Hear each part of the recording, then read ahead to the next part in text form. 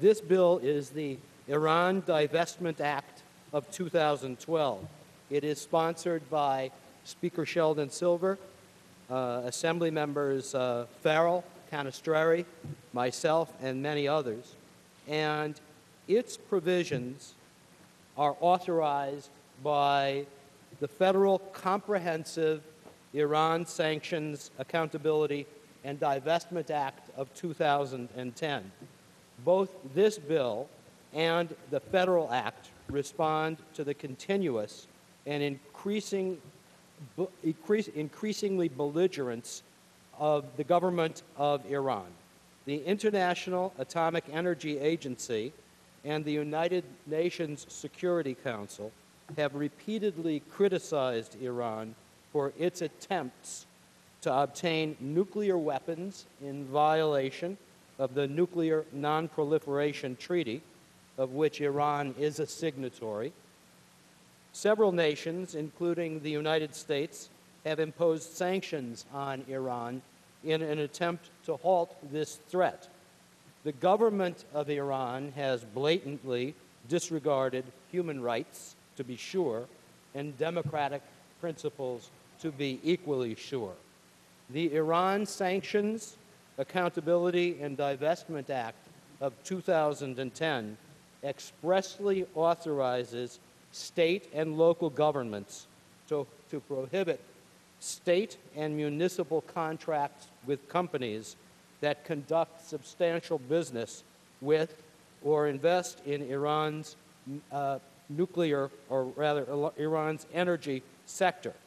It's the intent of this bill to implement fully the Federal Act's provisions. This bill will require the Office of General Services to create a list of entities engaged in investment activities in Iran. Those placed on that list will be prohibited from entering into or renewing contracts with New York State and New York's local governments. The law would permit such contracts, however, in the event that the state agency or locality determines that it is unable to procure the necessary commodity or service elsewhere. It's of cardinal importance to remember that this bill is not aimed at the Iranian people, but rather is aimed at the present government of Iran and is in response to the threats that are posed by that government. I think a perfect example of this was activity that occurred on Friday in the Gulf of Oran when the USS Stennis sent a group of American sailors to free 13 Iranian hostages who had been held at great length by Somali pirates, and then set them free. And in the words of one of those Iranians, whose name is Fazal-ur-Rahman, and this is what he said to the American sailors: "It is like you were sent by God." So, nothing in either the spirit of this bill or in the letter of this bill should be construed as representing hostility toward the citizens of Iran. And finally, in the words of UN Ambassador Susan Rice, sanctions are only a means to an end.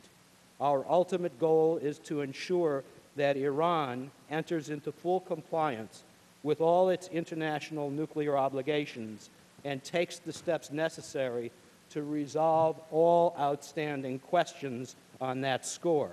In the face of Iran's deception and intransigence, the international community must speak with one voice, making clear that Iranian actions jeopardize international peace and security and will only further isolate the regime. California and Florida have adopted the provisions of this bill. Let us join them in the vanguard of nations and states that are standing up to the tyranny presented by the present government of Iran. Thank you, Mr. Speaker.